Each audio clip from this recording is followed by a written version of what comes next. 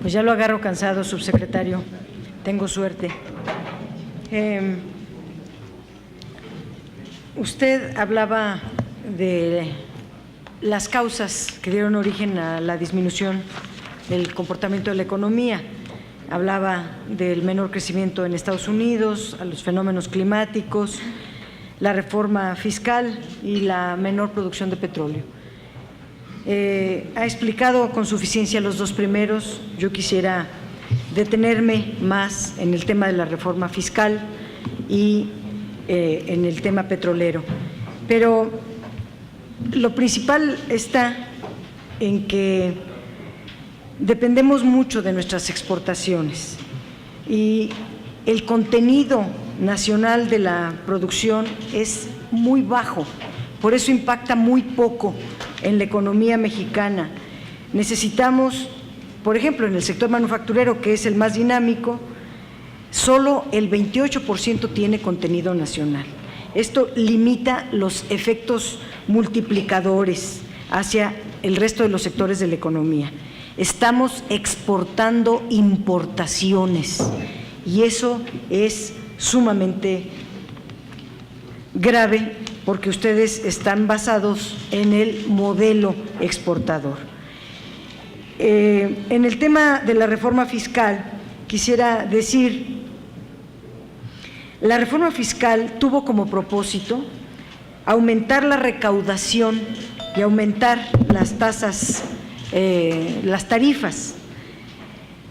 En un marco de crisis, cuando se aumentan los impuestos y se aumentan las tarifas, se cae en recesión. Y es justo lo que pasó. Cuando en diciembre advertíamos de estas circunstancias, que la economía no estaba sólida como para aumentar los impuestos y aumentar las tarifas, ustedes optaron por la recesión. No quieren que se le llame recesión, pero el primer trimestre la economía creció 1.8%, per cápita es 0.7, o sea, nada. Pero ustedes dicen que el promedio va a ser 2.7, que o sea, al principio no importa tanto, vamos viendo los resultados, será de 2.7.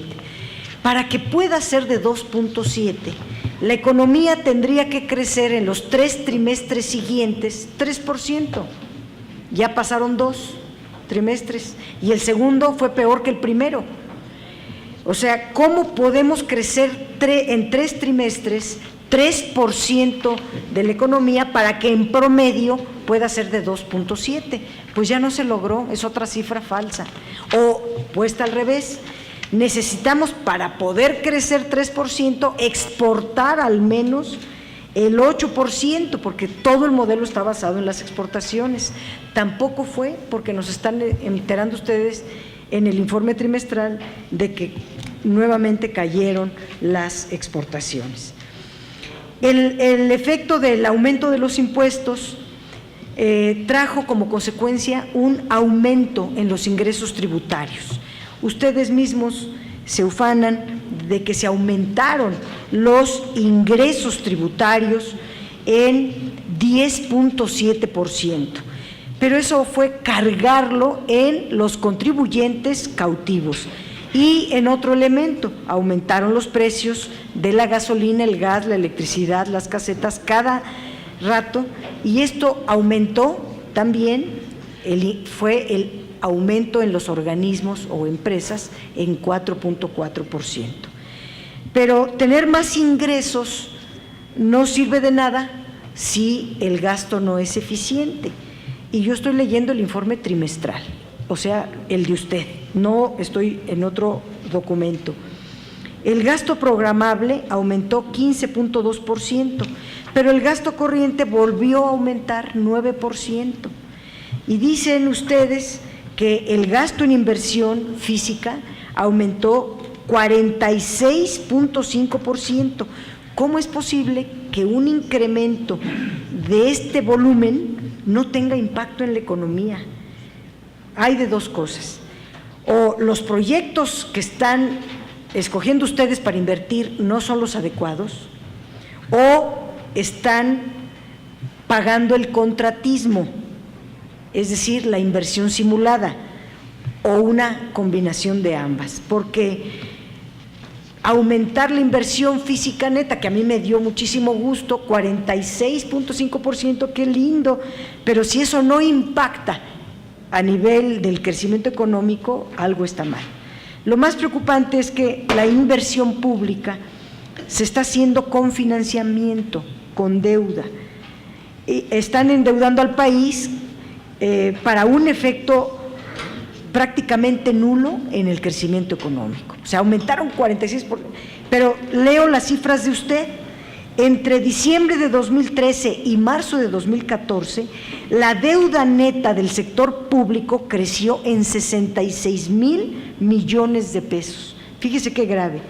Pasó en diciembre 2013 de 35% del PIB, el PIB, a 36.5% del PIB 3 meses después. O sea que en 3 meses la deuda subió 1.5% del PIB.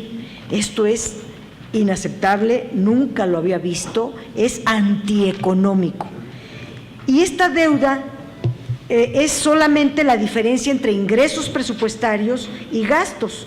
No estoy incluyendo PIDIREGAS, IPAB, el PIC-FARAC, etcétera, que si eso fuera, pues hay que agregarle 6,5 billones, o sea, otro 40.3% del PIB.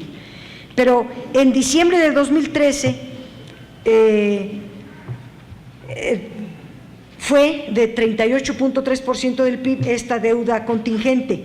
En 3 meses aumentaron los requerimientos financieros en 131,000 millones de pesos, es decir, en 2 puntos de PIB, nunca lo había visto. El mayor gasto público no impulsó el crecimiento, a pesar de que aumentó 35.2% para proyectos de inversión, ya decía yo, y específicamente 46% en inversión física pública. Los programas sociales tampoco mejoraron. El gasto social creció, su cifra, 7%, pero los ingresos tributarios subieron 10.7%, es decir, se le quitó a la gente más de lo que se le dio. Para colmo, el gasto del gobierno en administración creció 14.5%, muchísimo más que el gasto social. Dicho de otra manera, aumentaron los salarios de la alta burocracia y no así los salarios del resto de la población. Paso por el tiempo, aunque hay mucho que hablar, pero paso a ingresos petroleros. Usted considera que la economía no crece porque se redujo en 0.7% la producción de petróleo y porque cayó el precio del crudo, lo cual es cierto. Pero hay que señalar que la disminución en la producción de petróleo es deliberada, es una decisión tomada por ustedes, no es una contingencia, no es una circunstancia, es una decisión del gobierno parar la producción del petróleo hasta que no se haga la reforma energética. Pero no decían que la caída de la producción era la causa para privatizar. ¿Por qué paran la producción? Y baste señalar primera plana de reforma del 16 de junio, paran las plantas de producción de petróleo deliberadamente. Tampoco se debe a una falta de presupuesto, porque los diputados les asignaron nada más para Pemex 527,677 millones de pesos, y para PEP, es decir, para la producción de petróleo, Pemex Exploración Producción, 302,000 millones de pesos. No fue falta de presupuesto. Parar la producción hasta que se apruebe la reforma energética me parece muy irresponsable. Decidir, yo paro las plantas y están paradas 1,000, creo decía el periódico. No abordan el tema de cómo aumentar la producción. Pero quiero enseñarle una gráfica de Pemex que la entregó al Senado. Y he leído las 21 leyes de la reforma energética. La reforma energética no se plantea aumentar la producción de petróleo, eso dice el spot. Eso dijo el presidente cuando presentó la reforma energética, que era para subir de 2.5 millones de barriles de petróleo crudo al día a 3 millones de barriles de petróleo crudo al día. Y no es así. Es para repartir. Ninguna de las 21 leyes trae efectos, indica que en este sexenio vaya a subir más allá de 2.5 la producción de petróleo. Las leyes son para repartirse la renta petrolera entre ustedes y los privados, no para aumentar la producción de petróleo. Y aquí está la gráfica de Pemex, como en todo el sexenio, viene año con año, es la misma producción de 2.5, y cuando sube a 3 millones de barriles al día es con los nuevos proyectos, pero los nuevos proyectos vendrán a partir del 2020, del 2022, o sea que en este sexenio no va a aumentar la producción de petróleo, sino que se va a mantener, si bien nos va en el mismo nivel, y lo único que están haciendo con las leyes es distribuir de otro modo la renta petrolera. Que económicamente, ¿cómo se puede sostener que ahorita tenemos 100% de renta petrolera y ahora se le va a dar un porcentaje, que no dicen las leyes cuánto, va a quedar a discreción del secretario de Hacienda? ¿Cuánto es el porcentaje que se le va a dar a los privados? No sabemos, pero lo que sea es menos, vamos a tener menos ingresos de renta petrolera.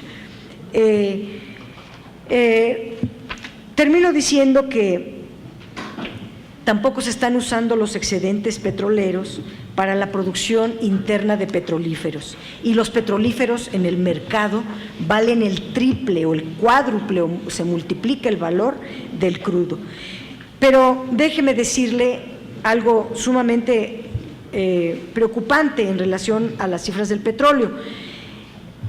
Un grave problema es la ronda cero. Ya sabe usted que Pemex se quedó solo con el 42% del total de las reservas habidas y por haber, que los privados se quedaron con la mayoría, con el 58%, y estoy hablando 1P, 2P y 3P. Del total de reservas, Pemex se queda con la minoría. Eso es lo que pidió Pemex, pero ha dicho la Secretaría de Energía que no le va a dar más que una tercera parte de lo que pidió. Si las reservas que teníamos alcanzaban para 9.5 años, y si nada más le van a dar a Pemex la tercera parte de lo que pidió, pues nada más va a haber petróleo para 3 años. Y por eso, tal vez digan ustedes que al final del sexenio vamos a tener que importar petróleo, cosa que sería muy grave. Veo que me está emocionando el tiempo, le agradezco la tolerancia. Sí.